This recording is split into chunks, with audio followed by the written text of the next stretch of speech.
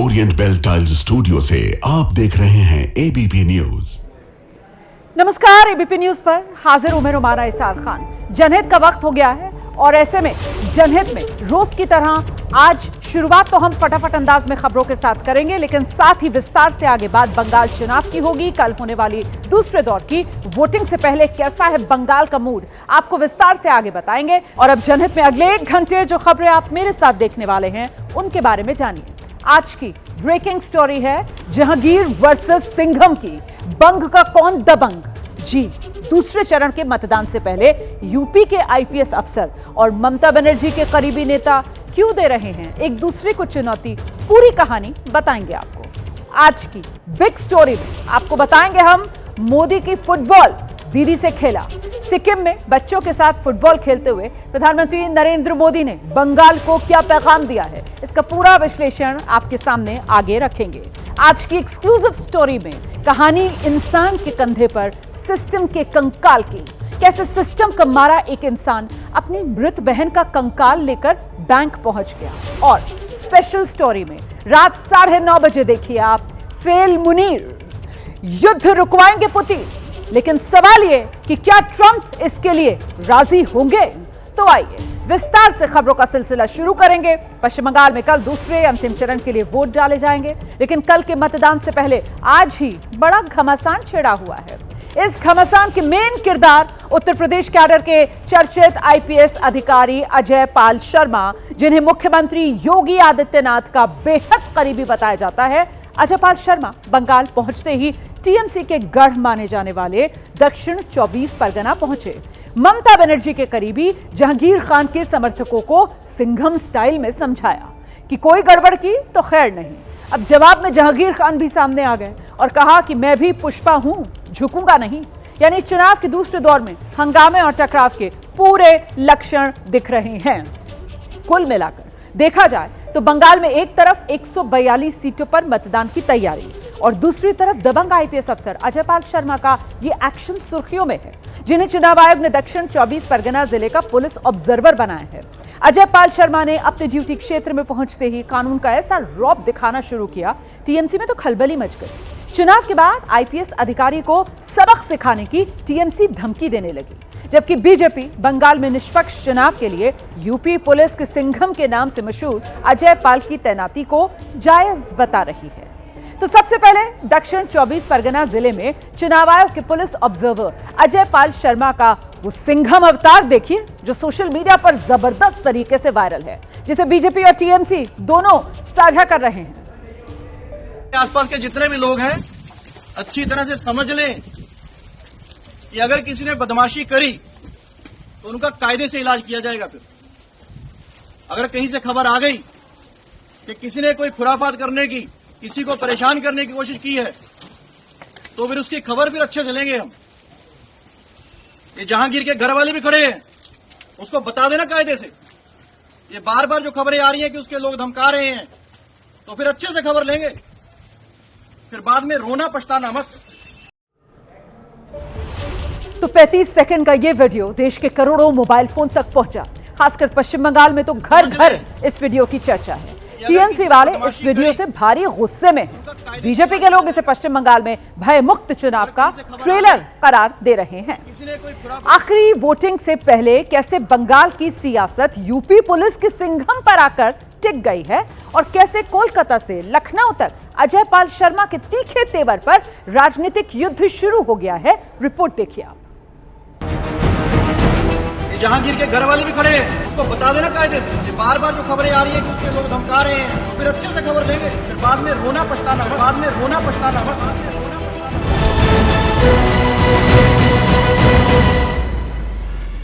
इस वीडियो के साथ पश्चिम बंगाल बीजेपी ने लिखा है, यूपी पुलिस के सिंघम और एनकाउंटर स्पेशलिस्ट अजय पाल शर्मा को दक्षिण 24 परगना जिले का पुलिस ऑब्जर्वर नियुक्त किया गया है।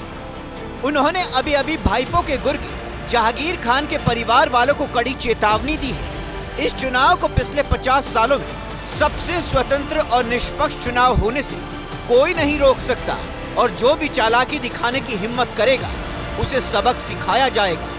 भय आओ, भरोसा इन। बीजेपी की नजर में अजय पाल शर्मा की तैनाती भयमुक्त चुनाव की गारंटी है, तो टीएमसी इस आईपीएस अधिकारी को ही भय का दूसरा नाम बता रही है। टीएमसी की ओर से कहा गया है कि उत्तर प्रदेश के कुख्यात सिंगर और योगी आदित्यनाथ के चहेते मुठभेड़ विशेषज्ञ अजय पाल को चुनाव आयोग ने दक्षिण 24 परगना के लिए पुलिस पर्यवेक्षक नियुक्त किया है। ये वही अधिकारी है जो अपने बेपरवाह ठोक दो रवैये के लिए कुख्यात है। उनका पिछला रिकॉर्ड और भी दागदार है। टीएमसी अजय पाल शर्मा को दागी अधिकारी बताकर उनकी तैनाती पर सवाल उठा रही है। उन्हें चुनाव बाद सबक सिखाने की चेतावनी दे रही है। मैं आपको सीधी तौर पे यह कहना चाहता हूं कि आपके खिलाफ एफआईआर होगा, आपके खिलाफ चार्जशीट होगा और आपको घसीट के कोर्ट में लाया जाएगा, जहां पर कानून सख्त से सख्त कार्रवाई आपके खिलाफ करेगी। कोई राज्य, कोई बीजेपी का मालिक आपको बचा नहीं पाएगा। एक तरफ टीएमसी आईपीएस अजय पाल शर्मा को धमका रही है, तो दूसरी तरफ बीजेपी बंगाल के चुनाव में उनकी तैनाती को टीएमसी की दबंगई के अंत का उपाय बता रही है। बीजेपी आईटी सेल के प्रभारी और पश्चिम बंगाल में पार्टी के सह प्रभारी अमित मालवीय ने लिखा है, अजय पाल शर्मा ने आते ही अपना रुख साफ कर दिया है और अभिषेक बनर्जी के करीबी सहयोगी जहांगीर खान के परिवार को कड़े शब्दों में चेतावनी दी है। संदेश साफ है, धमकाने और मनमानी करने का दौर खत्म हो चुका है। कानून व्यवस्था कायम रहेगी और चुनावी प्रक्रिया को प्रभावित करने की कोशिश करने वालों को जवाबदेह ठहराया जाएगा। किसी अधिकारी की नियुक्ति चुनाव आयोग का अधिकार है, लेकिन अजय पाल शर्मा की तैनाती से टीएमसी इस कदर बिफरी है कि सांसद महुआ मोइत्रा को शब्दों की लक्ष्मण रेखा लांघने से भी ऐतराज नहीं है। महुआ ने लिखा है, मेरे फेयर एंड लवली बबुआ, हम तो वो लोग हैं जो कायदे से आपके छोटे फेंटा और बड़े फेंटा का भी इलाज कर लेते हैं। हीरोगिरी थोड़ा संभल के कीजिए। महुआ ने आईपीएस अजय पाल शर्मा को फेयर एंड लवली कहा है, तो जानकारों के मुताबिक योगी और मोदी के लिए छोटा फेंटा और बड़ा फेंटा जैसे फिजूल शब्दों का इस्तेमाल किया है।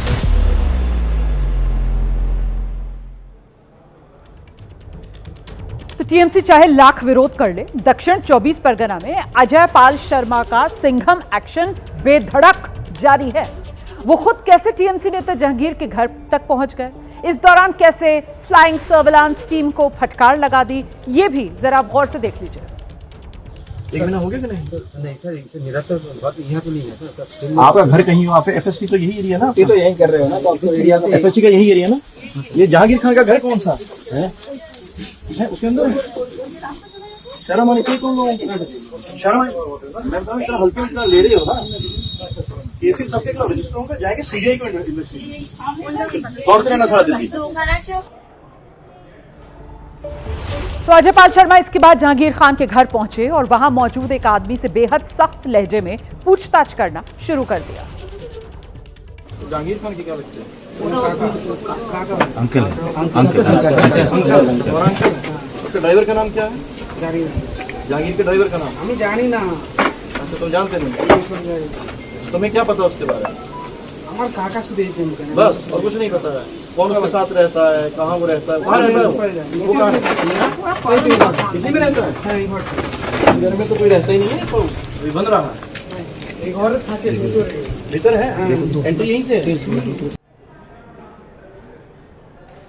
तो अब तक की खबर देखकर जाहिर है आप जानना चाहेंगे कि आखिर ये जहांगीर खान है कौन, जिसके पीछे आईपीएस अजय पाल शर्मा पड़ गए।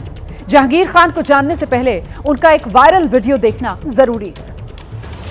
खेला तो ওরা শুরু করেছে, শেষটা কিন্তু আমরা করব, তাই পিকচার আবি বাকি মেরা দোস্ত সময় শুরু হয়েছে। তোমরা ভাবছো নিজেকে কয়েকটা সিআরপিএফ নিয়ে বড় বড় বাতালা দিচ্ছ, কিন্তু আজকের বঙ্গনগর 1 নম্বর অঞ্চলে মানুষ যদি হেঁটে যায় না, সিআরপিএফ হাওয়ায় উড়ে যায়। और अब मैं आपको बताती हूं कि ये जहांगीर खान आखिर हैं कौन। जहांगीर खान दक्षिण 24 परगना जिले की फाल्टा सीट से टीएमसी के उम्मीदवार हैं। उन्हें ममता बनर्जी के भतीजे अभिषेक बनर्जी का बेहद खास माना जाता है। फाल्टा इलाके में जहांगीर का सिक्का चलता है। जहांगीर की जो गिनती है वो इस जिले के सबसे ताकतवर टीएमसी के चेहरों में होती है। उन पर मसल पावर के जरिए चुनाव जीतने के आरोप लगते रहे हैं। विपक्ष का आरोप है कि जहांगीर के समर्थक लोगों को पहले ही बता देते हैं किसे वोट देना है, किसे वोट नहीं देना है, और अगर कोई उनकी बात नहीं मानता है तो फिर उसे चुनाव के बाद देख लेने वाली धमकी दे दी जाती है। जहांगीर खान को दक्षिण 24 परगना में टीएमसी के संगठन की रीढ़ माना जाता है। जहांगीर की गिनती अभिषेक बनर्जी की लोकसभा सीट डायमंड हार्बर के सबसे प्रभावशाली रणनीतिकारों में की जाती है। जहांगीर खान पर लोगों को डरा धमकाकर वोट लेने के आरोप लगते हैं, लेकिन वो खुद केंद्रीय बलों और आईपीएस अजय पाल शर्मा पर फाल्टा इलाके में अशांति फैलाने के आरोप लगा रहे हैं। भाटपाड़ा व नोआपाड़ा में अर्जुन सिंह का काम देखना पड़ेगा, और फलता में शांत परिवेश का उसका ऑब्जर्व में अशांत करने का कोशिश करना। तो सूत्रों की माने अजय पाल शर्मा को खुफिया इनपुट मिली कि फाल्टा और आसपास के इलाकों में बड़े पैमाने पर फर्जी वोटिंग और डराने की साजिश रची गई है। जब वो जांच के लिए जहांगीर खान के घर की तरफ बढ़े तो उन्हें स्थानीय पुलिस और कुछ लोगों ने रास्ता भटकाने की कोशिश की। बताया जा रहा है जहांगीर के घर पर तय सीमा से ज्यादा सुरक्षाकर्मी मौजूद थे, जिस पर अजय पाल शर्मा ने कड़ी आपत्ति जताई और वहां के एसपी को नोटिस भी जारी किया है। अजय पाल शर्मा ने आज भी इलाके में गश्त की तो जहांगीर खान के समर्थकों ने उनके खिलाफ जमकर नारेबाजी कर दी। ये तस्वीरें उसी समय की जो आप देख रहे हैं। अजय पाल शर्मा के एक्शन पर पॉलिटिकल रिएक्शन की एक छोटी सी पिक्चर अभी आपको दिखा देते हैं।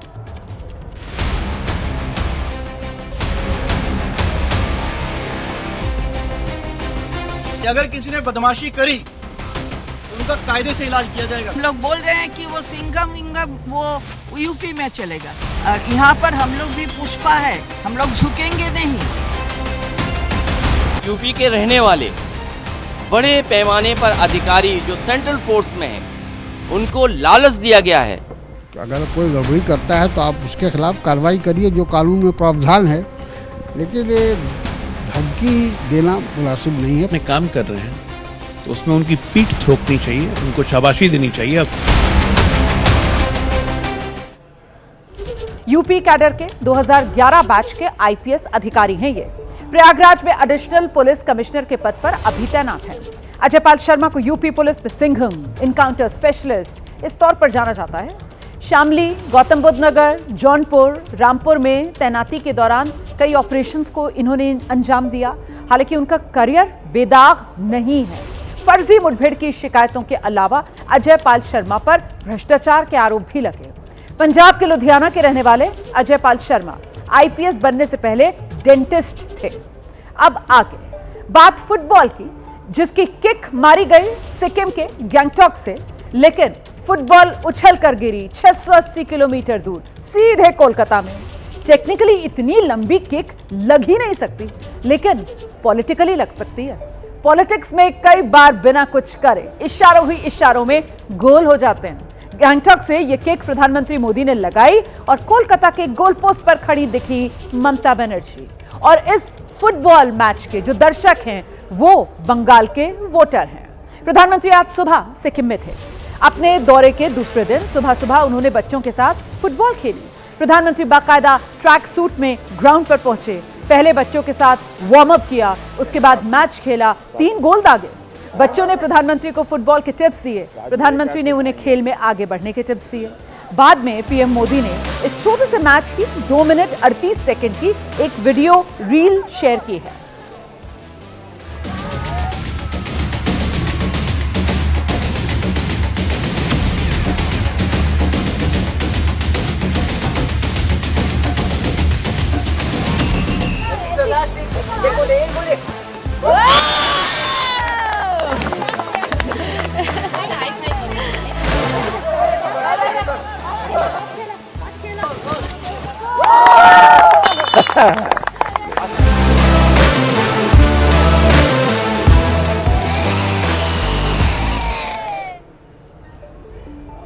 अब इस किक के एनालिसिस पर आ जाते हैं। प्रधानमंत्री ने सिक्किम से किक मारी तो फुटबॉल उछलकर पश्चिम बंगाल तक कैसे पहुंच गई, ये समझिए। बंगाल में फुटबॉल सिर्फ एक खेल नहीं है, बंगाल की सांस्कृतिक पहचान है। भारत में क्रिकेट और फुटबॉल दोनों खेल अंग्रेज लेकर आए। क्रिकेट भारत का धर्म बन गया, लेकिन बंगाल से फुटबॉल और फुटबॉल से बंगाल, ये दोनों ऐसे चिपके कि आज भी चस्पा हैं। Mohun Bagan, east Bengal, Mohammedan sporting club, ये फुटबॉल क्लब 100 साल बाद भी हैं। 2006 की वर्ल्ड कप क्वालिफायर टीम में 36% प्लेयर बंगाल के ही थे। कोलकाता ने देश को क्रिकेट का दादा सौरव गांगुली भी दिया, लेकिन बंगाल आज भी पेले, मैराडोना, बेकहम, लियोनेल मेसी के नाम पर ज्यादा धड़कता है। याद होगा आपको 2021 के चुनाव में ममता बनर्जी के पैर में फ्रैक्चर हो गया था। हावड़ा की रैली में उनके हाथ में फुटबॉल थी। दौड़कर किक मारने की हालत में तो वो नहीं थी, तो काफी देर फुटबॉल को हाथ में उछालती रही और फिर सामने भीड़ की तरफ बॉल उछाल दी। यहीं से खेला होबे की ब्रांडिंग हो गई थी और चुनाव में खेला कर भी उन्होंने दिखा दिया था। लेकिन प्रधानमंत्री मोदी ने आज रियल किक लगाई, जो कि पैर से लगाई जाती है और पैर से मारने पर ही गोल में कन्वर्ट होती है। प्रधानमंत्री मोदी ने बिना कुछ कहे बंगाल को मैसेज दे दिया कि खेला तो इस बार भी होगा, लेकिन दीदी के साथ, ममता के साथ। प्रधानमंत्री ने गंगटॉक में फुटबॉल खिलाड़ियों से बात भी की है। ये छोटी सी चर्चा थी, लेकिन उसमें भी फुटबॉलर्स के लिए एक मैसेज था। आज मुझे क्या सिखाएंगे आप लोग? ऐसा तो नहीं मुझे हरा दोगे। वो मालूम है ना, भारत ओलंपिक के लिए प्रयास कर रहा है, तो तब तक आप खिलाड़ी पक्के बन जाएंगे। तो आपको अभी से सोचना चाहिए कि हम ऐसे तैयार हो जाएंगे कि हम भी ओलंपिक खेल लें। देखिए, मास कम्युनिकेशन की थ्योरी में सबसे अच्छा कम्युनिकेशन वो माना जाता है जिसमें एक भी शब्द न बोलना पड़े, संकेतों से ही सारी बात बन जाए। प्रधानमंत्री मोदी को इसमें मास्टरी है, महारत है। ये बंगाल में इसी प्रचार में कई बार हमने देखा भी है। 19 अप्रैल को प्रधानमंत्री मोदी झारग्राम में थे, तो 10 रुपए की झालमुड़ी खाकर बंगाल से सीधा कनेक्ट बनाया। बंगाल में झालमुड़ी वही जो मध्य प्रदेश के लिए पोहा जलेबी, बिहार के लिए दही चूड़ा, महाराष्ट्र के लिए भेलपुरी है। 23 अप्रैल को प्रधानमंत्री बेलूर मठ जाकर बंगाल की आध्यात्मिक परंपरा से जुड़े, उन रामकृष्ण परमहंस से कनेक्ट हुए जिनसे बंगाल कनेक्टेड है। 24 अप्रैल की सुबह प्रधानमंत्री ने हुगली नदी में नाव पर सैर की। इस तरह खुद को बंगाल की उस सांस्कृतिक विरासत से जोड़ा जिसमें काशी से होते हुए मां गंगा हुगली में आकर मिल जाती है। और कल प्रधानमंत्री ने बंगाल के नाम जो संदेश दिया, उसमें मां काली के साथ तस्वीर साझा की। बंगाल के चुनाव प्रचार यात्रा को अपने लिए आध्यात्मिक यात्रा प्रधानमंत्री नरेंद्र मोदी ने बताया। आगे बढ़ेंगे और अब खबर एक इंसान की बेबसी और सिस्टम की बेरहमी की। इस खबर के सेंटर में ओडिशा के क्योंझर का एक दर्दनाक वीडियो है, जिसने पूरे देश को झकझोर कर रख दिया। इस वीडियो को जिसने भी देखा है वो सन्न रह गया है। कोई इंसान की बेबसी पर रो पड़ा तो कोई सिस्टम की बेदली पर फूट पड़ा। ये वीडियो 50 साल के उस भाई का है जो सोते सिस्टम को जगाने के लिए अपनी मृत बहन के कंकाल को लेकर बैंक पहुंच गया।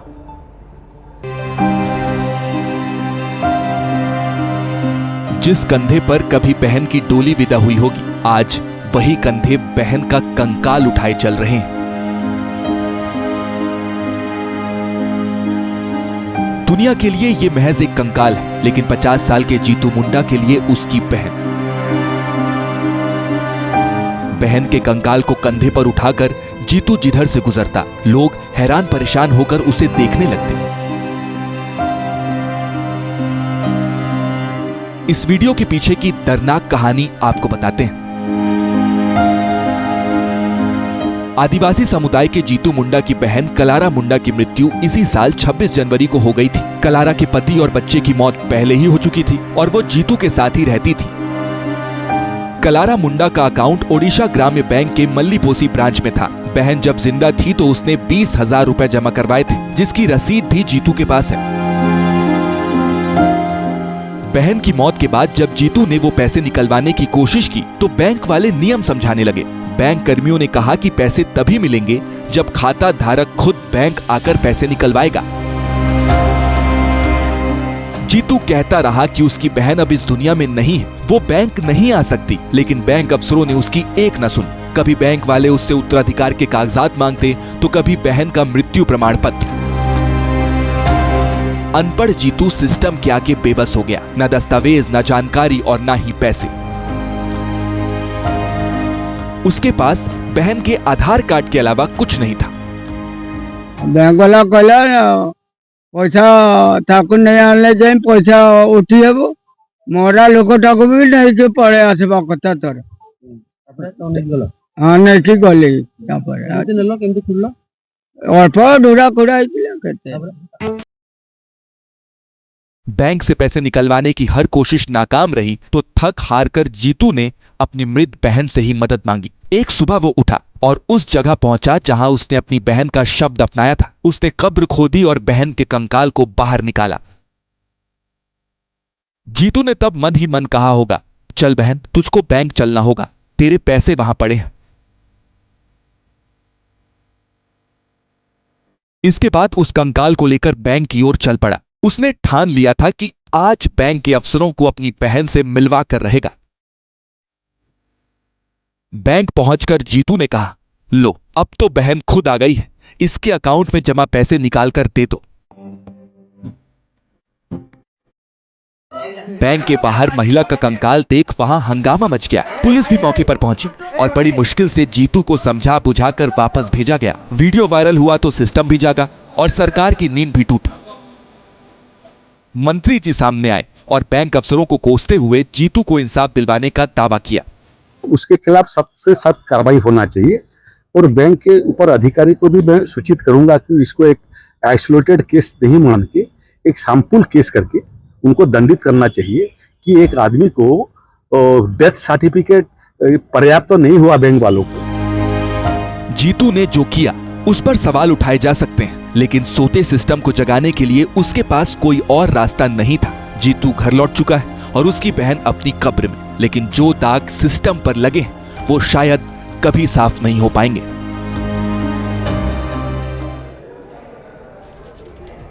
एक फिल्म आई थी जॉली एलएलबी, उसका मशहूर डायलॉग था, कानून अंधा होता है लेकिन उसे सबूत दिखाने की जरूरत पड़ती है।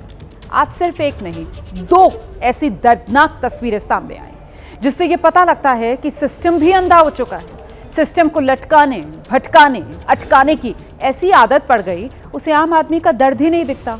उसे सबूत चाहिए। सबूत दिखाने की मजबूरी में ओडिशा के एक गरीब आदिवासी को सिर्फ 20,000 रुपए के लिए अपनी बहन का कंकाल कब्र से निकालना पड़ा। जिस बहन को 4 कंधों पर उठाकर आखिरी यात्रा पर ले गया था, उसी बहन के कंकाल को अकेले कंधे पर उठाकर बैंक को सबूत देने पहुंचा।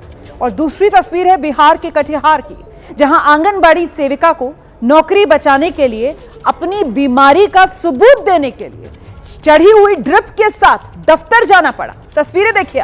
असल में जिस आंगनबाड़ी केंद्र में प्रेमलता नाम की ये महिला काम करती है, वहां का अचानक इंस्पेक्शन हो गया। बीमारी की वजह से ये छुट्टी पर थी, लेकिन इंस्पेक्शन करने आई महिला अधिकारी को इस पर यकीन नहीं था। उन्होंने उसे तुरंत हाजिर करने का ऑर्डर दे दिया। अब नौकरी बचाने के लिए प्रेमलता भरी दोपहरी में जो सलाइन बॉटल है उसको लटकाए हुए दफ्तर पहुंची, लेकिन सबूत मिलते ही अफसर साहिबा पलट गई। बोली, मैंने तो ऐसा कुछ भी नहीं कहा था। वीडियो सेविका कैसे बीमार है और ये कैसे बुला रहे ड्यूटी पे। हम इसको बोले कि फोटो खींच के लाइए वहाँ से, और मैडम आप बोले कि बुला के लाइए। आपको मोबाइल किस लिए दिए? नहीं, आप बोले उसको बुला के लाइए, फिर हम बोले उसका स्लाइड चढ़ाया हुआ मैडम। आपको मोबाइल किस लिए दिए कि जाइए थोड़ा फोटो खींच के लाइए? बोले ना, पहले तो आप वैसे ही बोले, फिर बाद में बोले कि नहीं उसको ये कीजिए, मतलब अजीब हाल है आपका। देखिए, पहलगाम हमले के 1 साल बाद ठीक वैसा ही हमला मुंबई से लगे मीरा रोड में हो गया। पहलगाम में जैसे आतंकवादियों ने पर्यटकों से उनका धर्म पूछकर उनकी जान ली थी, ठीक वैसे ही एक हमलावर ने मीरा रोड में 2 सिक्योरिटी गार्ड से धर्म पूछकर उनकी जान लेने की कोशिश की। पुलिस को दिए बयान में गार्ड ने बताया कि वो मीरा रोड के नया नगर इलाके में नाइट ड्यूटी कर रहा था। तभी रात लगभग 3 बजे हमलावर जुबैर अंसारी आया और उससे पूछा कि आगे कोई मस्जिद है। गार्ड ने बताया कि आगे से राइट में है। इतने में हमलावर ने उससे पूछा, क्या तुम हिंदू हो? गार्ड ने कहा, हाँ मैं हिंदू हूं। बस फिर उसने कुछ और नहीं बोला और वो आगे चला गया। इसके बाद वही हमलावर 1 घंटे बाद एक चाय की दुकान के पास उसे फिर मिल गया। फिर उसने गार्ड का पीछा किया और फिर उसने गार्ड से बोला, तुम हिंदू हो ना? और इतना कहते ही उसका हाथ मरोड़कर चाकू मारने लगा। वो गार्ड बचकर वहां से भागा, अपने सुपरवाइजर के केबिन में जाकर पहुंचा। हमलावर यहां भी उसके पीछे पीछे आ गया। वहां उसे दूसरा गार्ड मिल गया। यहां हमलावर ने दूसरे गार्ड से भी पूछा, तुम भी हिंदू हो ना? चलो कलमा पढ़ के सुनाओ।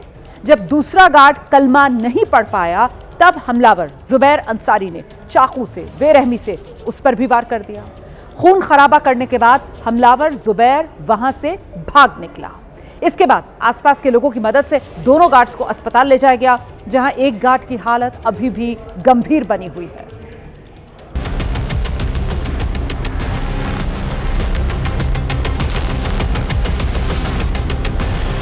गलती इतनी थी कि वो हिंदू थे और उसके कहने पर कलमा नहीं पढ़ पाए। अब हमलावर जुबैर ने पुलिस से कहा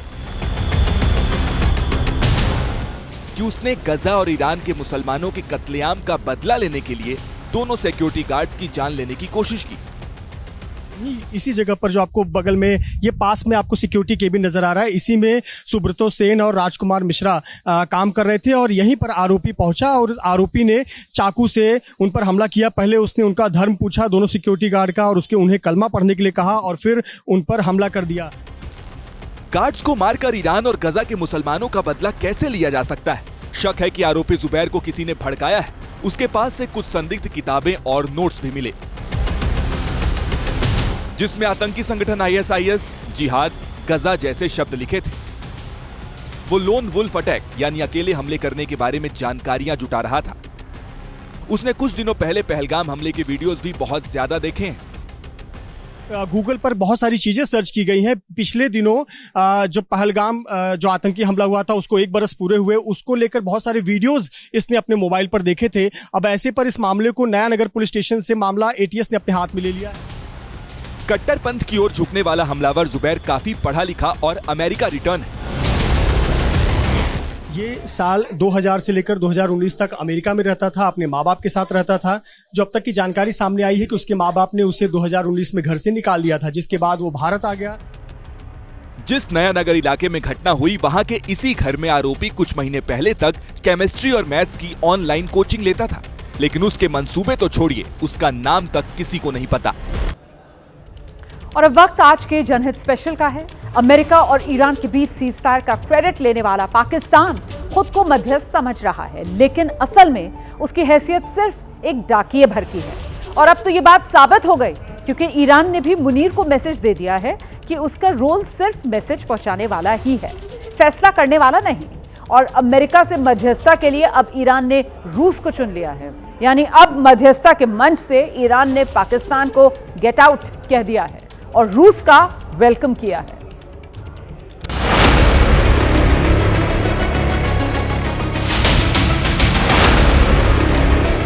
फटा पोस्टर, निकला 0 यानी असीम मुनीर।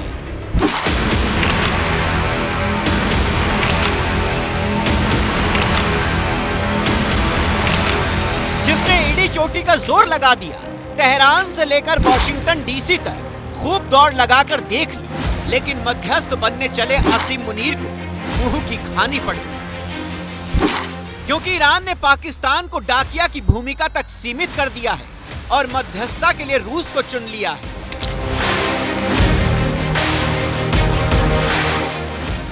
मुनीर को ईरान की शर्तों वाली चिट्ठी ट्रंप तक पहुंचाने का टास्क देकर ईरानी विदेश मंत्री अब्बास अरागची सीधे रूस पहुंच गए।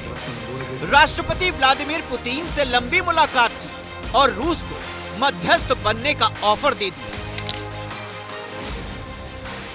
یک بار دیگه اعلام بکنم که روابط جمهوری اسلامی ایران و فدراسیون روسیه از نظر ما یک شراکت راهبردی هست و به همین شکل ادامه پیدا کنه. पुतिन ने भी ईरान के ऑफर को एक्सेप्ट करने में देरी नहीं लगाई, क्योंकि अरागची से पहले तो खुद ईरान के सुप्रीम लीडर मोज्तबा खामेनेई ने पर्सनली पुतिन को चिट्ठी लिखी थी, जिसका खुलासा खुद पुतिन ने अरागची से मुलाकात के दौरान किया और ईरान का साथ देने का कमिटमेंट भी किया। Попросить вас передать самые искренние слова благодарности за это и подтвердить, что Россия, так же как и Иран, намерена продолжать наши. ये पहला मौका है जब किसी विदेशी नेता ने सार्वजनिक रूप से मोज्तबा खामनेई से सीधे संपर्क और मैसेज का जिक्र किया है, क्योंकि मोज्तबा खामनेई सुप्रीम लीडर बनने के बाद से अब तक सामने नहीं आए हैं। अरागची से मुलाकात में पुतिन ने वादा किया कि रूस ईरान के हितों की रक्षा के लिए हर संभव प्रयास करेगा। रूस ईरान के साथ रणनीतिक साझेदारी को और मजबूत बनाए रखेगा। रूस मिडिल ईस्ट में शांति बहाल करने के लिए सक्रिय भूमिका निभाएगा। И, конечно, очень надеемся на то, что, опираясь вот на это мужество и стремление к независимости, डायरेक्ट पुतिन से ईरान को रूस का फुल सपोर्ट लेकर ईरान के विदेश मंत्री अरागची वापस तेहरान पहुंच चुके हैं। और खास बात यह है कि ईरान ने अमेरिका के सामने जो फाइनल शर्तें रखी हैं, उन शर्तों पर पुतिन ने भी अपनी मोहर लगा दी है। اسلام ایران دوستانی داره مثل روسیه که در شرایط سخت در کنار ایران میمانند و از ایران حمایت میکنند. ما از مواضع شما و از حمایت شما بسیار متشکرم. रूस जाकर पुतिन से मुलाकात करना और उसके बाद डायरेक्ट पाकिस्तान जाकर मुनीर को ईरान की शर्तों वाली चिट्ठी सौंपना, यह बताता है कि अब ईरान ने पाकिस्तान को सिर्फ डाकिया बना दिया है, जिसका काम ईरान की चिट्ठी ट्रंप को और ट्रंप की चिट्ठी ईरान को लाकर देना है। क्योंकि मध्यस्थता के लिए ईरान ने अब रूस को चुन लिया है। और अब इसकी वजह क्या है, ये समझिए आप। ईरान समझ चुका है कि पाकिस्तान अमेरिका और ट्रंप की कठपुतली है, जबकि रूस उसका पुराना रणनीतिक सहयोगी है। ईरान को अपने पक्ष का मजबूत मध्यस्थ चाहिए, जो पाकिस्तान कभी हो नहीं सकता, जबकि रूस अमेरिका के साथ ईरान की बैक चैनल बातचीत करवा सकता है। पाकिस्तान की इतनी हैसियत नहीं है कि वो ट्रंप पर किसी भी किस्म का दबाव बना सके, लेकिन ईरान को पता है रूस ही वो साथी है जो स्ट्रेट ऑफ हॉर्मुज से लेकर न्यूक्लियर मुद्दे तक ट्रंप पर दबाव बना सकता है। दरअसल ईरान को निष्पक्ष मध्यस्थ नहीं, बल्कि अपने हितों का मजबूत समर्थक यानी ईरान के पक्ष में झुका हुआ मध्यस्थ चाहिए, और उस मध्यस्थ में अमेरिका पर असर डालने की ताकत भी होनी चाहिए। ईरान की इन शर्तों पर रूस एकदम खरा उतरता है।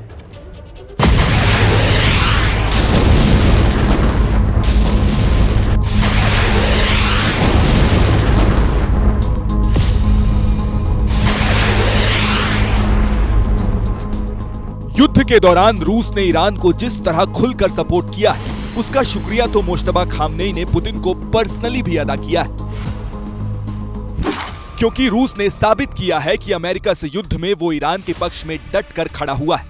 फिर चाहे वो ईरान को अमेरिकी सैनिकों, जहाजों और फाइटर जेट्स की लोकेशन और मूवमेंट की रियल इंटेलिजेंस हो, ड्रोन टेक्नोलॉजी से लेकर एयर डिफेंस सिस्टम के जरिए युद्ध में ईरान को सैन्य मोर्चे पर बढ़त दिलाना हो, या हॉर्मुज के मुद्दे पर ईरान की लाइन को सपोर्ट करना हो।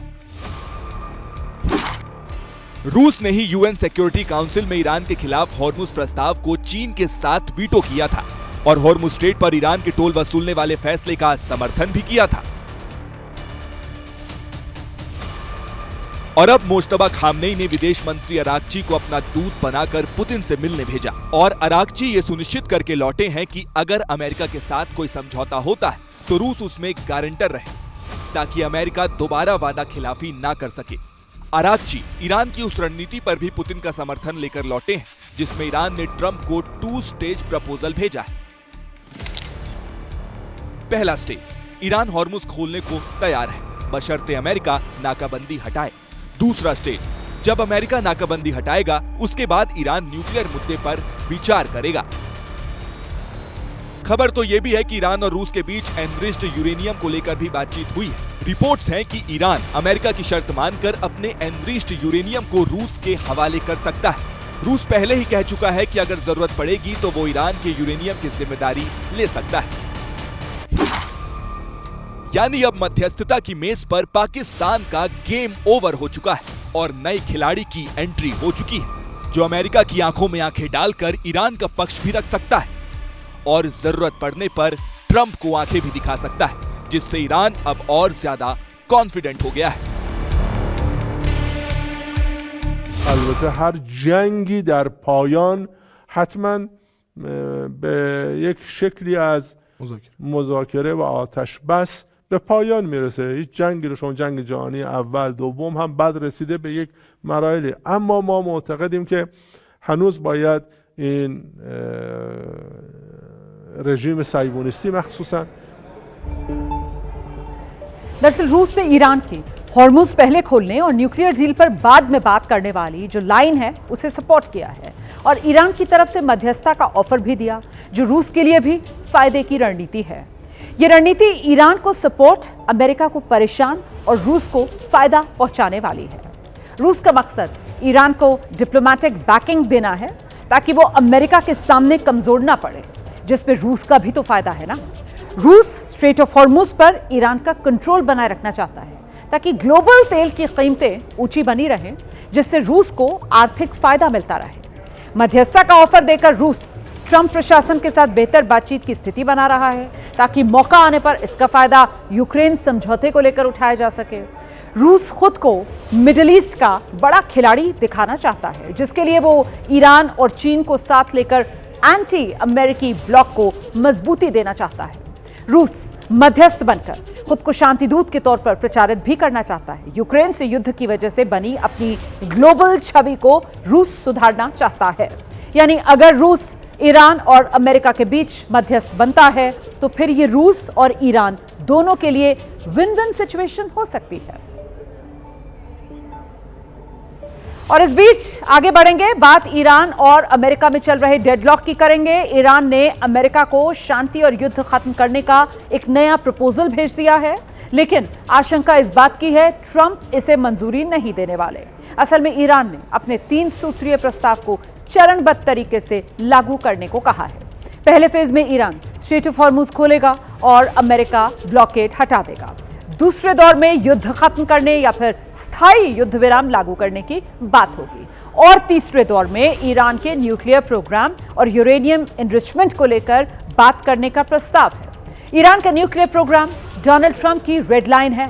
बिना इस पर कोई डील के ट्रंप पीछे हटने वाले नहीं। अमेरिका ये इशारा भी दे रहा है कि इस प्रस्ताव पर बात बनने वाली नहीं है।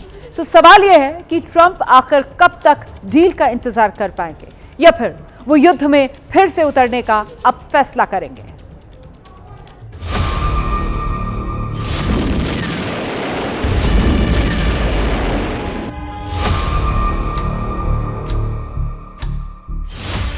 ईरान ने बड़े करीने से सजाकर अमेरिका को पाकिस्तान के हाथों जो प्रस्ताव भेजा है, उसने डोनाल्ड ट्रंप को बेचैन कर दिया है। ट्रंप अपने सुरक्षा सलाहकारों के साथ बैठक कर रहे हैं, दुनिया में फंसे हैं। अगर वो ईरान के प्रस्ताव को मानते हैं तो हॉर्मुज तो खुल जाएगा, लेकिन यूरेनियम वाली उनकी रेड लाइन भविष्य की बातचीत में खिसक जाएगी। और भविष्य किसने देखा है? अगर ट्रंप प्रस्ताव को नहीं मानते तो फिर उन्हें अपनी बात रखने के लिए युद्ध में फिर उतरना पड़ेगा। इसीलिए वो न प्रपोजल स्वीकार कर रहे हैं न खारिज कर रहे हैं। I don't want to get ahead of the president or his national security team. What I will reiterate is that the president's red lines with respect to Iran have been made very, very clear, not just to the American public, but also to them as well. I wouldn't say they're considering it. I would just say that there was a discussion this morning that I don't want to get ahead of, and you'll hear directly from the president. असल में America को लगता है कि naval blockade की वजह से Iran दबाव में है और अगर इस ब्लॉकेड को हटा लिया जाएगा तो फिर बातचीत में अमेरिका का प्रेशर कम हो जाएगा। अमेरिका के विदेश मंत्री मार्को रूबियो ने साफ साफ कहा कि ईरान की परमाणु महत्वाकांक्षा बातचीत के रास्ते में रुकावट है। ईरान को परमाणु हथियार बनाने की छूट पूरी दुनिया के लिए खतरा है। The Straits is basically the equivalent of an economic nuclear weapon that they're trying to use against the world. And they're bragging about it. They're bragging about how they can hold 25% or 20% of the world's energy hostage. Imagine if those same people had access to a nuclear weapon. Iran परमाणु कार्यक्रम पर बात तो करना चाहता है, लेकिन अपनी शर्तों पर। बिना किसी ठोस डील के वो परमाणु मुद्दे पर सरेंडर के मूड में नहीं है, क्योंकि ईरान के लोगों में इससे गलत मैसेज जाएगा। हालांकि नेवल ब्लॉकेड से ईरान को भी तकलीफ हो रही है, लेकिन उसे इस बात की उम्मीद है कि हॉर्मुज पर इंटरनेशनल प्रेशर ट्रंप को झुकने पर मजबूर कर देगा। और अब विधानसभा चुनाव से जुड़ी खबरें देखिए। पश्चिम बंगाल में कल दूसरे चरण का चुनाव। भवानीपुर समेत 142 सीटों पर डाले जाएंगे वोट। सुरक्षा व्यवस्था बेहद कड़ी। 4 मई को आएंगे नतीजे। पश्चिम बंगाल में यूपी के आईपीएस अजय पाल शर्मा को लेकर छिड़ा सियासी संग्राम। टीएमसी प्रत्याशी जहांगीर खान को दी थी चेतावनी। जवाब में जहांगीर खान ने भी दी धमकी। ममता सरकार पर बरसे बंगाल बीजेपी अध्यक्ष सौमिक भट्टाचार्य बोले 4 मई दीदी गई। जनता का मूड है, किसी भी हालत में टीएमसी सरकार को उखाड़ फेंकना है। तृणमूल कांग्रेस का बीजेपी पर पलटवार। कहा बंगाल को खत्म करना चाहती है भारतीय जनता पार्टी। वे हमारी मूल पहचान को बदलना चाहते हैं। अखिलेश यादव का बीजेपी पर बड़ा आरोप। कहा अधिकारियों को लालच दिया जा रहा है कि बंगाल चुनाव जिताइए, हम आपको बड़ा पद देंगे। अगर आप वैसा नहीं करेंगे जैसा बीजेपी कहती है तो आप पर कार्रवाई होगी। कोलकाता के भवानीपुर विधानसभा क्षेत्र में सीआरपीएफ का मार्च। डिप्टी कमांडेंट नील कमल भारद्वाज के नेतृत्व में सड़कों पर उतरे केंद्रीय बल के जवान। चुनाव को लेकर पैनी नजर। और अब देखिए सियासी खबरें। सिक्किम के स्वर्ण जयंती समारोह में शामिल हुए पीएम मोदी। 4000 करोड़ की परियोजनाओं की दी सौगात। बच्चों के साथ खेला फुटबॉल। बोले युवा दोस्तों के साथ खेलकर मिली खुशी। गुजरात के सोमनाथ मंदिर पहुंचे केंद्रीय गृह मंत्री अमित शाह। पूरे विधि विधान के साथ की भोलेनाथ की विशेष पूजा, लिया आशीर्वाद। गुजरात निकाय चुनाव में बीजेपी ने बारीबाजी। जश्न में डूबे पार्टी कार्यकर्ता। महानगर पालिका और नगर पालिका में बीजेपी का दबदबा। तालुका पंचायत में भी बल्ले बल्ले। जस्टिस स्वर्ण कांता के खिलाफ आम आदमी पार्टी का सत्याग्रह। राजघाट पहुंचे अरविंद केजरीवाल और मनीष सिसोदिया। बापू को किया नमन। दिल्ली में मुख्यमंत्री रेखा गुप्ता के नेतृत्व में विपक्ष के खिलाफ बीजेपी विधायकों का मार्च। महिला आरक्षण बिल गिरने का जताया विरोध। श्रीनगर में पीडीपी नेता इल्तिजा मुफ्ती ने उर्दू भाषा के संरक्षण की मांग को लेकर किया प्रदर्शन। राजस्व रिकॉर्ड से उर्दू को अनिवार्य भाषा के तौर पर हटाने के फैसले का किया विरोध। जनहित में मुझे इजाजत दीजिए।